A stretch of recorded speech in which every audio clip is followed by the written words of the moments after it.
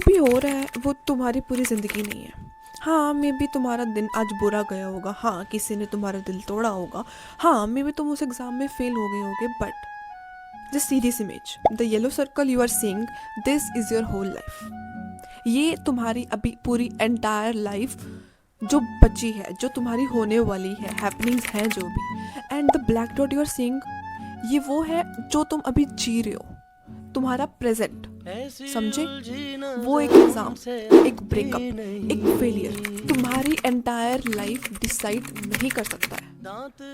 And तुम इस black dot को देख के ये नहीं सोच सकते कि मेरी पूरी लाइफ खत्म हो चुकी है। Just see the yellow part man, कितनी बड़ी लाइफ पड़ी है तुम्हारी।